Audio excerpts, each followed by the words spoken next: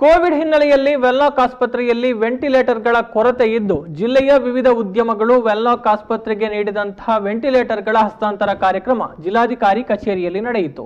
MRPL ವತಿಯಿಂದ 5, ಎಂಸಿಎಫ್ನಿಂದ 2, ಎನ್ಎಂಪಿಟಿಯಿಂದ 3 ಹಾಗೂ ಕುದುರೆಮುಖ ಅದಿರು ಸಂಸ್ಥೆಯ ವತಿಯಿಂದ 2 ವೆಂಟಿಲೇಟರ್ಗಳನ್ನು ಇವತ್ತು ಸಂಸ್ಥೆಯ ಪ್ರತಿನಿಧಿಗಳು ಜಿಲ್ಲಾ ಉಸ್ತುವಾರಿ ಸಚಿವ ಕೋಟ ಶ್ರೀನಿವಾಸ ಪೂಜಾರಿ ಅವರಿಗೆ ಹಸ್ತಾಂತರ ಮಾಡಿದರು.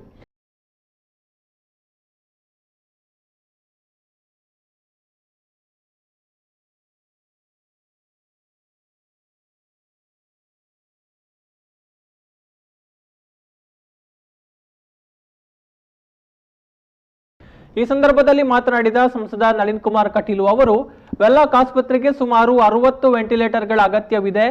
ಲೋಕಸಭಾ ಸದಸ್ಯರ ಪ್ರದೇಶಾಭಿವೃದ್ಧಿ ನಿಧಿಯಿಂದ ಇದಕ್ಕಾಗಿ 1 ಕೋಟಿ ರೂಪಾಯಿಯನ್ನ ಕೊಡಲಾಗುತ್ತೆ.